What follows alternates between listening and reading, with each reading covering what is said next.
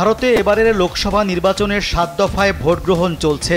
দেশটির শাসক দল ভারতীয় জনতা পার্টি বিজেপি ও প্রধানমন্ত্রী নরেন্দ্র মোদী হিন্দুদের স্বার্থ রক্ষার ত্রাণকর্তা হিসেবে নির্বাচনে লড়ার কৌশল বেছে নিয়েছেন। তাই নির্বাচনী প্রচারে মুসলিমদের বিরুদ্ধে আক্রমণাত্মক বক্তৃতা দিচ্ছেন। এতেই তার বিরুদ্ধে উঠেছে ঘৃণা ছড়ানোর অভিযোগ। दुनिया भर में बहुत बड़ा संकट आया। সম্প্রতি রাজস্থানে রাজনৈতিক প্রচারে গিয়ে কংগ্রেসকে আক্রমণ শানিয়ে মোদী মন্তব্য করেছেন যে যদি বিরোধীরা ক্ষমতায় আসে তাহলে তারা হিন্দুদের সম্পত্তি কেড়ে নেবে, যাদের বেশি সন্তান রয়েছে তাদের সেই সম্পত্তি দিয়ে দেবে। স্পষ্টতই মুসলিমদের প্রতি ইঙ্গিত করে একথা বলেছেন তিনি। মুসলিমদের জনসংখ্যা বৃদ্ধি নিয়ে বিতর্কিত ও ইঙ্গিতপূর্ণ মন্তব্যে ভারতে অনেকের মনে ক্ষোভের জন্ম দিয়েছে। মোদীর মন্তব্যকে ঘৃণা ছড়ানো বক্তব্য হিসেবে উল্লেখ করে দেশটির অনেক নাগরিক ও অধিকার সংগঠন তার বিরুদ্ধে কঠোর ব্যবস্থা নিতে নির্বাচন কমিশনে চিঠি দিয়ে আবেদন জানিয়েছে।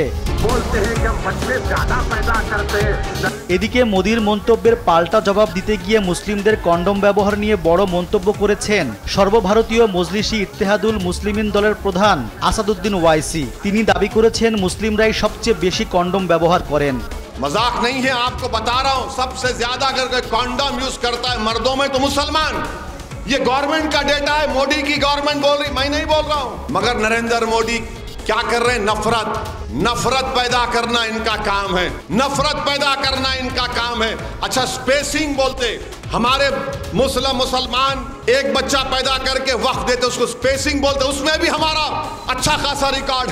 ওয়াইসি জানিয়েছেন ধর্মের ভিত্তিতে দুই সম্প্রদায়ের মধ্যে বিদ্বেষের দেয়াল তৈরি করছেন নরেন্দ্র মোদী। পাশাপাশি চ্যালেঞ্জের সুরে তিনি দাবি করেছেন দেশের জনসংখ্যা বৃদ্ধির নেপথ্যে মুসলিমদের অবদানের যে ধারণা গড়ে তোলা হচ্ছে তা মিথ্যা।